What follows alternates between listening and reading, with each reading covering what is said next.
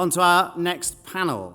So with AI often focused on bad poetry, incorrect imagery, as we've seen today, and junior developers smashing it more than I can, we forget that other sectors, it's become much, much more powerful. To guide us through the topic of cybersecurity in the age of AI and our panel, we have Mackenzie Jackson. So welcome to the stage.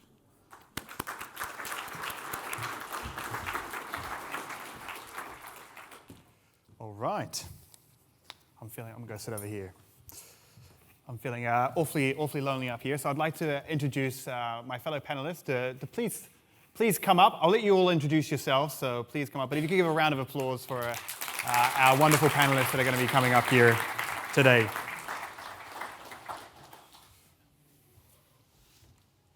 Oh, who's going to be dangerous? Who's going to sit next to me? Whoa. I'm not going to get the first question then. Fantastic. So I'm absolutely thrilled to be leading this panel here today, mostly because I can be selfish and ask all the questions from these tech leaders that I want to ask. But I do encourage you all to use the Slido app so that you can ask your own questions to these, and I'll hopefully be monitoring it if it appears somewhere so that I can get to your questions, because I'm sure they'll be very interesting to you for asking them. But just before we get to the panel, I'll introduce myself, because I won't be doing much of the talking today, but my name, as was said, is Mackenzie Jackson. I'm the former co-founder and CTO of Compago, a tech company, health tech company in Australia. Eventually, after 4 years, the company grew, so they hired a real CTO, and I kind of left. And since then, I've been doing advocacy and security research. But we have here 4 very definite, very real CTOs next to me. And I think we'll start to my right, Irene, if you could introduce yourself briefly to the audience. Hey, my name is Irene Michlin, and I'm very much not a CTO. I've started as a software developer, gradually getting to principal developer tech lead, and then I moved to security. Worked in security consultancy for several years, done a bit of pen testing, and then I moved back to in-house position. I am AppSec lead for Neo4j. Thank you. Thanks for coming. Ravneet? Thank you, and thanks for having me here today. I'm Ravneet, CTO at Allica Bank, and who don't know about Allica Bank, we are we are a bank for established SMEs, and we are on a mission of being the most recommended business bank in UK. I'm really proud to say that we've been recognized as the fastest growing technology company in UK and Europe. UK, we have been recognized twice, and recently shifted recognized as the fastest growing company in in Europe. So my background, I've started my career as an engineer and moved up the ladder through to the leadership role, being a VP engineering and CTO. And I've been leading different technology teams in Allica, so data engineering, software, platform, IT ops, security as well. So thank you. Thank you. Lee? Hello, I'm Lee Edwards. I'm currently CIO for Connexus MedStaff, started that role a couple of weeks ago. And we specialize in international healthcare recruitment into America. Before that, I was CTO at SSCL and NHS SBS, where I led a number of technology functions, including cybersecurity, infrastructure and cloud engineering, and application development functions, focused on public sector services, Ministry of Defence, police, government, NHS. And before that, I've worked in systems integrators such as Capita and others. Great. And lastly, Kat? Hi, I'm Kat. I am also not a CTO. I'm head of privacy and security.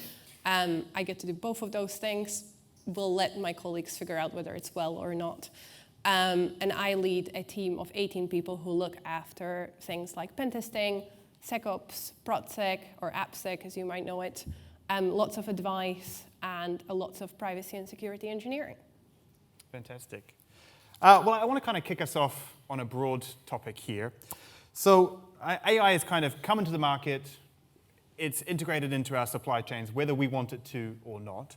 So the first question I have is, in technology and in security, what are the biggest challenges that we are all facing when it comes to AI and security in our companies? Kat, I'll start down the end with you. I would definitely say it's the volume. As you said, a lot of the times you do not ask for an AI feature from your supplier, but you get it anyways. And you have to deal with it, right? Some person in your company might be using it, maybe for the purposes you don't want to use it for. Maybe it's not that good, maybe it's excellent. And you have to figure out whether it's actually valuable and whether it's something you want to pay for.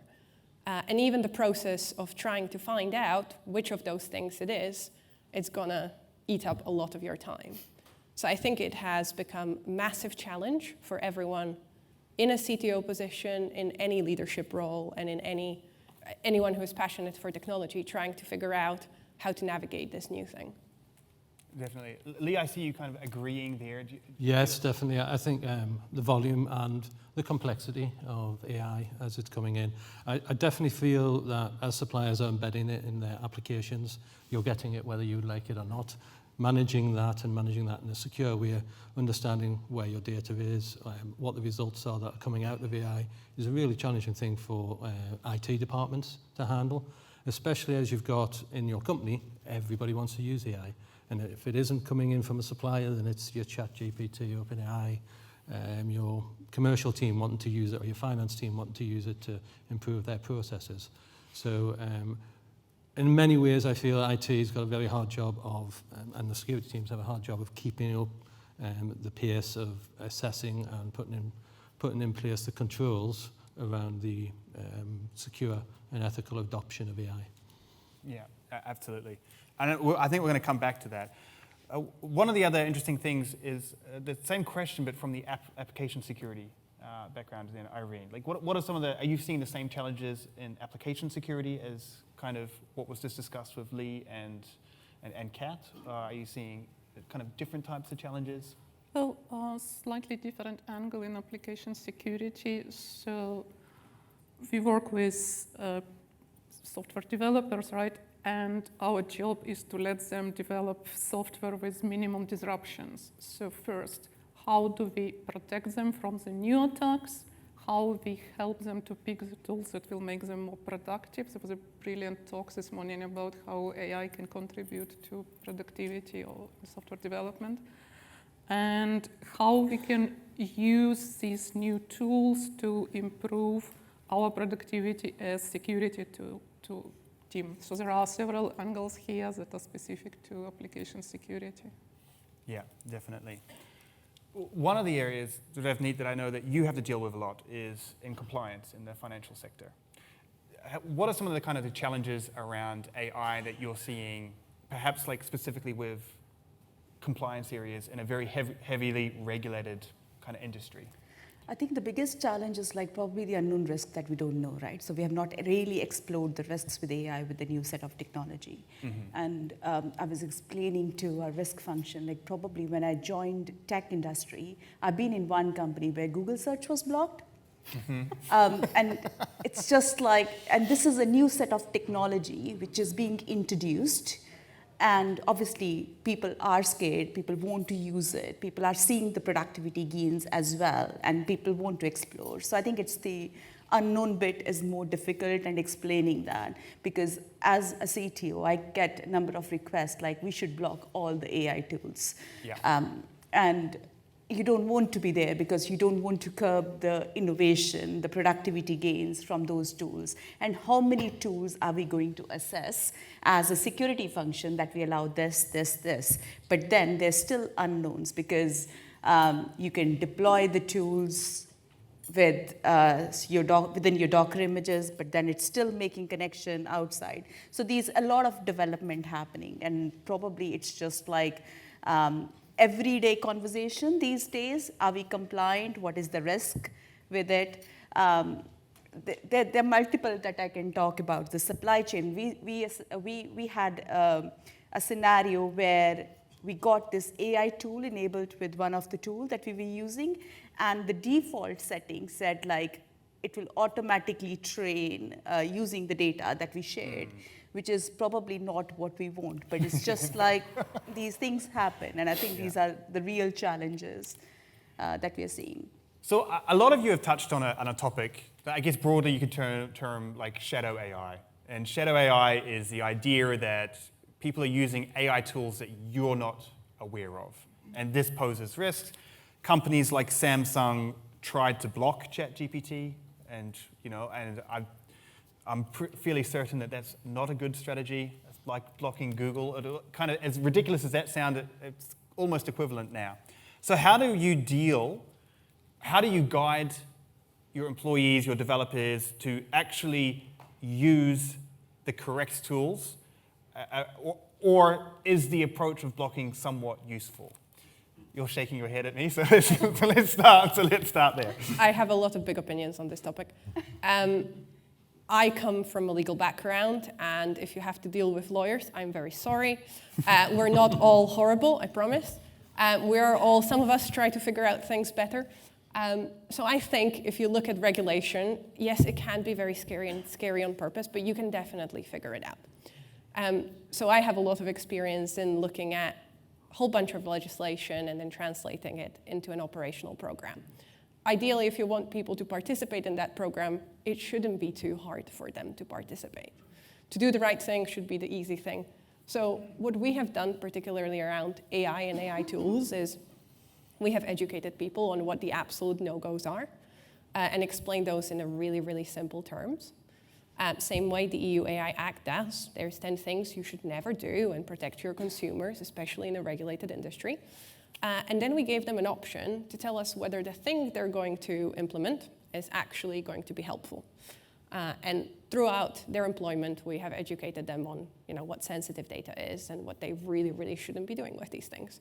And we asked them a question, would you be comfortable with that? And more often than not, engineers are good people, and they will be very, very worried about what they're plugging into their ecosystem. And they will answer a series of questions that are often very easy for them. And we have a conversation, and they come to the correct conclusion. Mm-hmm. Does anyone else have an opinion about that? Yeah, well, I would agree. I think training and awareness is very important, but it has to be at all levels, and you have to get the buy-in from the business. So your previous speaker was talking about facilitating teams, and as a CIO or CTO, you have to facilitate the business to use technology securely, and whether that's AI or not. And you have to get the business on board. IT cannot be the gatekeeper or big policeman anymore. So I found certainly that you need to understand the environment you're in, regulated environments. You've got to understand what the provisions in the EU AI Act, the UK framework for AI adoption, and whether that becomes legislation. You need to understand those frameworks, not legislation, and whether that's important for your company. But then you really need to get buy-in at both the senior level, the C-suite level, the technology teams, and that, as CTOs, we tend to look at our technology teams, we always say they're the good guys, but you've also got to get your business users aware, and you have to create a forum for them to be able to innovate and move forward, not just lots of rules that they can't, saying that you can't. So education and awareness of your C-suite and understanding them, what the risk appetite is for your business, so that you can then communicate it, create a forum that others can be involved in from the business and IT in terms of looking at what ways we're using AI, but create awareness, the training, the awareness, the communication about what are the safe ways to use AI.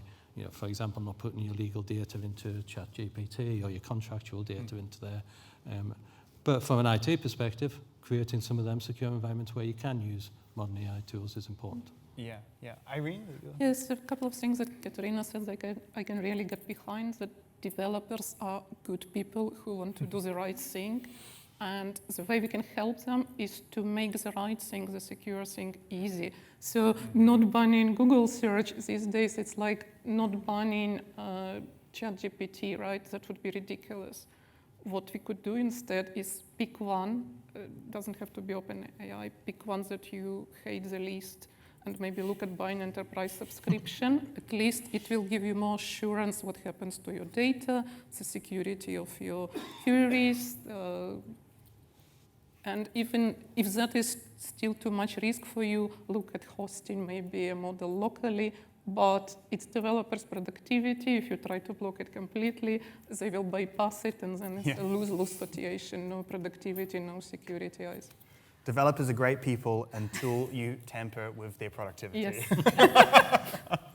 All right. Some really interesting conversations and points here. One of the things I think is synonymous with AI at the moment is marketing crap and kind of like FUD. Now, I work for a vendor, and we're trying to create meaningful integrations of AI. A lot of our peers are, so Aikido is, but Sneak and Wiz and application security. There's lots of kind of vendors out there doing it. Where have you seen a vendor or a supplier implement AI that you really wish they hadn't? Where is something that has kind of, like, it just hasn't been useful? Now, I just want to warn everyone. I did have nice questions outlined, and I've lasted 3 questions before going off script, but we're now in unknown territory for the speakers. So, Do we really want to name? well, perhaps you don't need to name the vendor, but what was the feature? What was something that has done that is I really... think I found with one of the service management tool, or probably how would I say without naming the vendor, I haven't really found the use, as in like probably your task management tool or something where it's just like you have to search, you do it when you have the languages and the query, because that's being used by developers. I didn't really found it valuable, and I think the search was crap as well. So I see some good use cases, which I really liked. So I can give an example. I was doing some checks, like in my personal space, some compliance checks, and what AI generated probably would have taken me almost a half a day or 1 day, which I was able to get the result within 8 minutes. I think I see some real good use cases, but they're definitely like making AI available for everything doesn't make sense, because sometimes you need data to be 100% accurate, and it's better to write a query rather than a natural language processing thing where you're saying translate it into a query. I think or maybe a better way to say that is like that needs some more development or evolution to improve that. So I think that is one use case where I thought like probably we're not there, and I wouldn't use it because you can't go with like 80% accuracy there. Yes, yeah, and I think that's true wherever there's hallucinations involved. Yes, I have a story. So we submitted a CV, a very responsible thing to do, right? There was a small bug, engineers found it internally. We thought, let's submit a CV, it will encourage our customers to upgrade. So we submitted a description, it was went through meter or whatever. When it was published, next day we got so much noise. Different scanners were detecting it in a variety of ways. And then I looked into what's going on, why scanners are telling us that our versions that we said definitely fixed, they're detecting this stupid CV in any version. They make it critical when it was more medium. And then I realized that these days scanners use AI, and there are all sorts of CV aggregators that use AI. They invented everything. They invented version, they invented package, they invented severity, CVSS vector, and for no reason. And it was such a whack-a-mole game. Like some of them you can send your corrections and they come down, and some of them no way to communicate them. That was kind of horrible AI attack on our small team, wasted so much time. Yeah, no reason. Unbelievable. You can really see that, and I think that comes back to the marketing BS, because a lot of companies are so desperate to say that they're using AI, that their tool is AI powered. It's almost impossible to get VC funding now, unless your tool is AI funded on the blockchain using the latest. We had turned down like probably the AI feature for one of the performance management tool that we used because it was quite bad. So. Well, let's flip the switch to AI being helpful. Who here is implementing tools that are security related, that have AI features that are useful that you're using? Let's start with Lee. You're making eye contact. Yes, well, not my current job, just as I've only just started that, but certainly previously we were looking at AI-driven security tools, particularly in the SOC SIEM management. And this is where there's a potential there for AI to be a friend rather than maybe for to security teams. Because when you look at the amount of data that is produced for monitoring complex networks and infrastructure and applications, then it is really hard to decipher where you have got risk. And we were certainly looking at certain tools in terms of AI to help with, well, whether you're using Splunk, Sentinel, or other monitoring tools. How can you collate, analyze, and report? I think you mentioned things about in terms of 80% accuracy, and one of the challenges is just how accurate you can be with AI solutions when you put them together, and how you check that accuracy. And you've got to be very careful in a security perspective around the false positives that you're getting. But AI certainly is starting to grow in terms of the tools being embedded in SOC scene monitoring. And I think I can see that being a big advantage, because the cost of having 24/7 security analysts and consultants monitoring, analysing, reporting on potential threats is significant. So this will really improve the efficiency and productivity, and that's where we were pushing for a number of our clients. Yeah, definitely. I would say pretty much the same. Pretty much the same. It's the whole SOC story. We are using an AI email filtering thing, which works really well. They turned on the AI, it's actually very good, which is a surprise. Definitely in a SOC, writing rules in any sort of SIEM program can be very difficult for the analysts, so that really helps, especially if they're willing to, experiment a little bit. And then maybe slightly niche application, we're also trying to do a lot of threat modeling with AI. So particularly trying to teach different models how to behave as an adversary and attack us in a certain way. Yeah, very interesting. We have some questions coming up here, so I want to take some from the audience now. But how should tech companies adopt our security continuity policies in light of adoption of LLMs and similar technologies as part of our product stacks? So looking at that policy area. I'm going to start with you, Ravneet. Do you have any ideas of how we can adapt our policies in light of kind of the adoption of LLMs? I think probably we had a debate about like setting AI as a separate policy, or something should be included within our existing policies. I think it's hard to put a rule that fits every need. It's just like I see it as another AI model, like in the model world, which is like machine learning or an evolution to LLM, or probably what we are doing on the AI side. I see, I think there's a lot of unknowns. It's just like based on the risks we have. So it's just like we've defined AI guidelines, right, rather than having AI policies in place, just to make sure that we understand the risk, and probably as we start understanding the risk, putting them in the policies. I don't think I have a definite answer on like probably how we can do it. It's just an evolving process here. Yeah. Anyone else have anything to?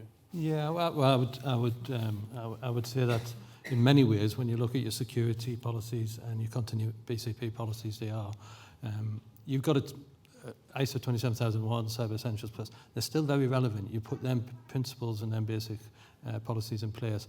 Whether it's AI technology or other elements of technology, it still applies. Where AI becomes or causes more challenges, you're never quite sure of the data, where your data is, or are you sure where your data is?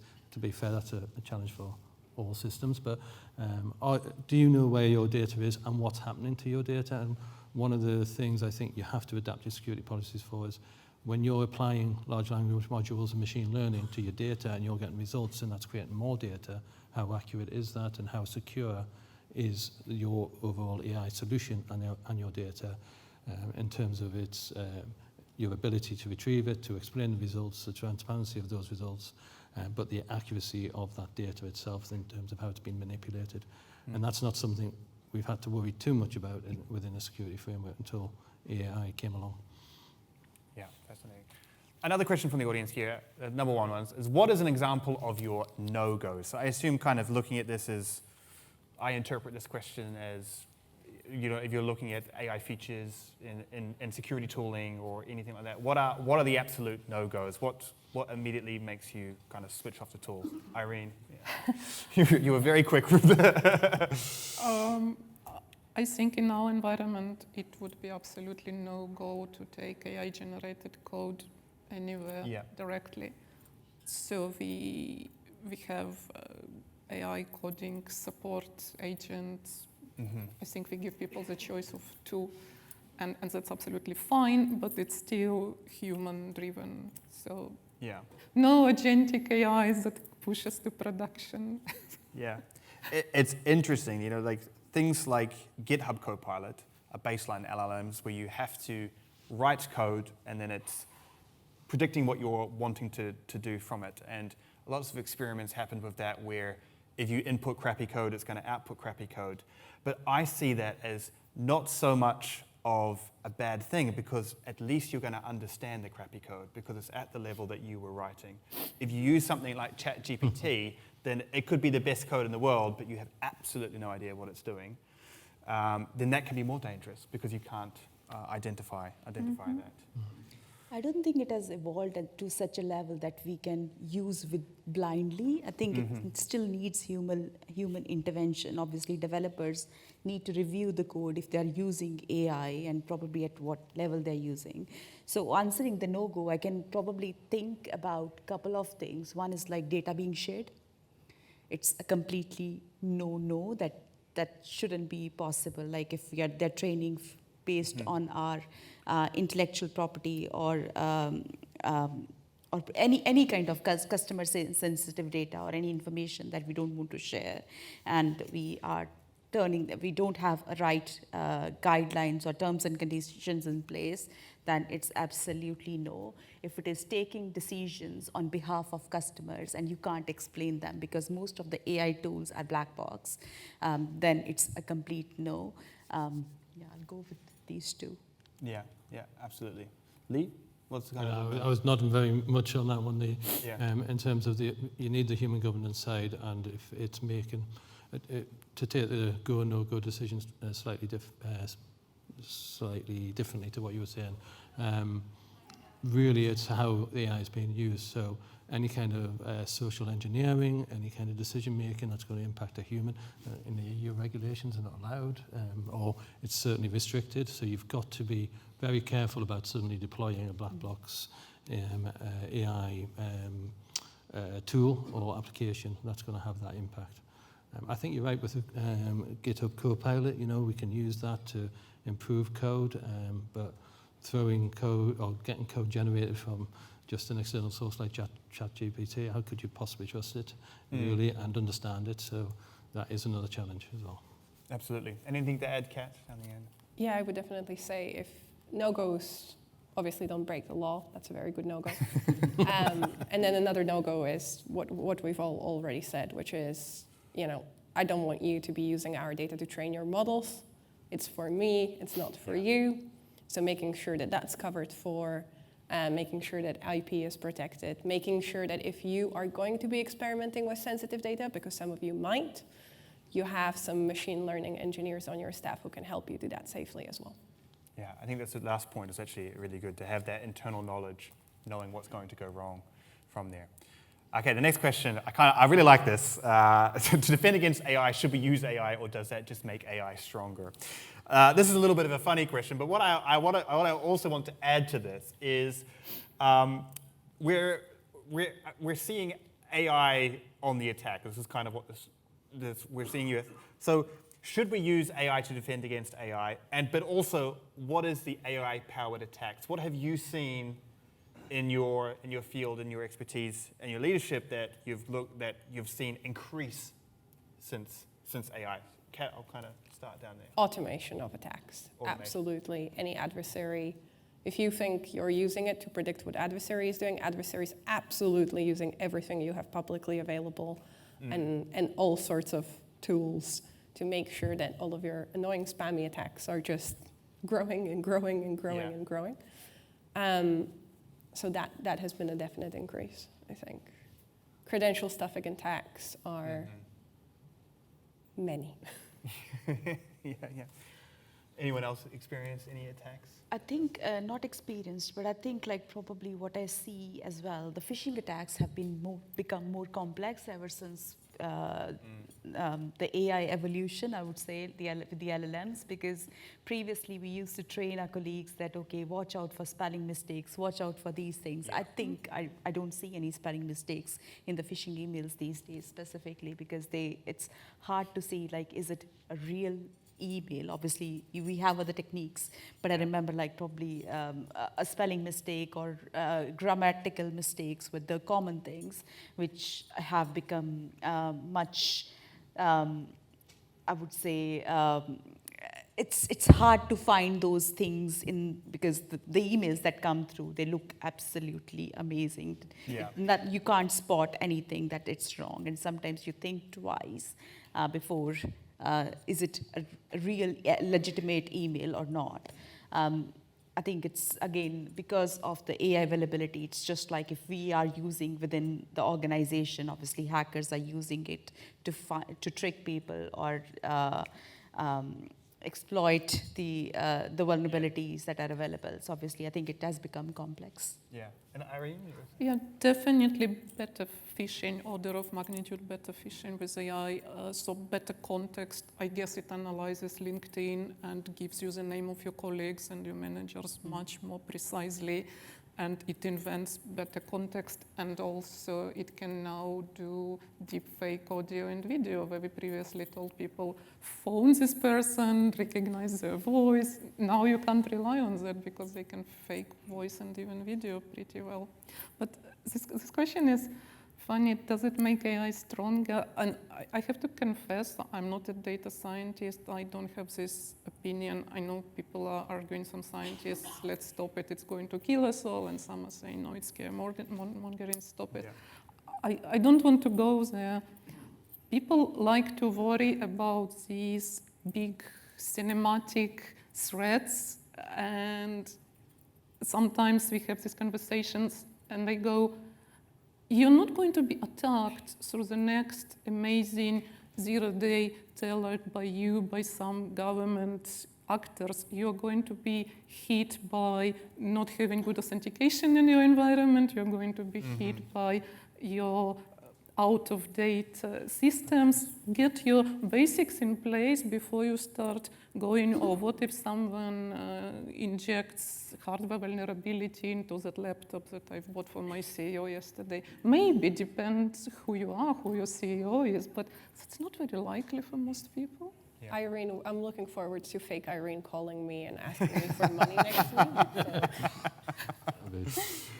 Yeah, I mean, it's very interesting. And if you want to see malicious AI in use, if you want to play around with it, the main models will block any malicious attempts. But if you go into Hugging Face, you can use something called White Rabbit Neo, which is a malicious AI model that anyone can use. And it even has links into open source intelligence tools like People, PEPL, which can do automated spear phishing attacks, find out where you're walking for it and all of that. But what it does do is it doesn't increase sophistication, it automates it and gives script kiddies superpowers. So you're not going to have that nation-day level attacks, you're going to have the basic stuff. And I think doing basic security can take us a long way. I think also even if you're in the area where you might be a target for nation-state attacks, they're still using what is out there in the dark web and what the script kiddies are doing and what they're finding in terms of vulnerabilities from scanner, etc. They will then piggyback on the back of that. So come back to having your basics right, because if there's an easy exploit, then they will use the easy exploit. Then they can put something more sophisticated in with AI, but they don't need to if you've left an open door. Yeah. Hey, another good question at the top. What keeps you up at night? Cybersecurity related, not spiders and stuff. So I lived in Australia for a few years, and I can tell you that there were some wacky spiders there that definitely kept me up at night. But Kat, let's start with you. It's AI related. What keeps you up at night? What is the threat that concerns you? I wouldn't even say a threat. I think it's a really highly evolving field that can give you superpowers. And I'm really worried we live in this kind of time period when we haven't realized the potential it can have. So if we do things like, oh, let's just ban it altogether, that's probably not a good thing. I also don't think it's a good thing to just say, oh yeah, let's just use one. I think a lot of people are doing really cool things with it. And I think if you love learning and you want to do stuff really, really well, you've now been given opportunity to do that very easily. And I think not realizing that power is a little scary. Yeah, absolutely. Lee, what keeps you up at night? So I think my concern would be more around the proliferation of different AI software in the company and being actually unable to understand just how much risk we're taking within that, because it is very difficult to control that and to really assess the risk when you've got dozens of different applications, hundreds of different applications, sometimes hundreds of different suppliers, depending on your company. And each one of them is embedding AI, and they're not always clear where that AI is being embedded and how they're using it. So that's, for me, it's how are we going to manage that supplier ecosystem, that application ecosystem that has embedded AI in it. Absolutely. Ravneet? I think for me it's like probably unknown risks with AI. Obviously we are exploring the risks and trialing things, but it's something that you don't know but still exists somewhere within the organization. Could be part of like data being exfiltrated through the AI, which the person who's using, even they don't know. So I think for me, it's like the biggest risk is about the data. So be it customer data, be it the IP that you have, or any company sensitive data. So yeah. Yeah, absolutely. And Irene, lastly? Yeah, just to add something different, the volume of attack increased, as people said, and the volume of signals that you get as security team is crazy. And what I'm worried about is like the boy who cried wolf. You are so used to say, this is not real, this is not real, this is not real. One time you will miss something that is real, so that worries me. Because there is so much and you need to be very quick to make decisions and you use automation to make these decisions. What if you miss something that is real because there is just so much noise, AI-generated noise around? Yeah, absolutely. There's a question that I've been wanting to ask for a while, but it's now made its way to the top, so I can ask it. But how do you convince the leadership team to take security engineering work more seriously in low maturity orgs? And Irene, I kind of wanted to direct this at you so much because you've been a developer, you've been in the areas, you're in a leadership role now in application security, but that role also requires you to get funding, to explain threats to people that may be not so technical. So I think that really relates to people in low maturity orgs that don't have great technical capacity across the board and areas like that. How do you convince them? So I worked a couple of times in small orgs, in startups, in low maturity orgs, and the thing I found that works is storytelling. I know the accepted wisdom is bring data, bring numbers. I found it doesn't resonate so much, but storytelling, this thing happened to our competitors. This is how you can make maybe your CEO listen if they can relate a very similar thing to a very similar organization and look what happened to them. Because if nothing happened to them, they have better things to worry about. So if you can find scare stories, if I'm honest, and make them contextual to your organization and take them to whoever makes decisions. So that's what I found worked. Yeah. Ravneet, what about yourself? So my experience, I think it's just like when security team comes and talks to you for extra funding, the way they ask for the funding is like probably we want to bring in this tool. But sometimes they struggle to actually communicate the business value and what they're trying to achieve with, because I see most of the security teams, it's just like the tooling. And it is tooling, it's just like consolidation of tooling. And then the value from that investment and bringing that back, I think that does really help.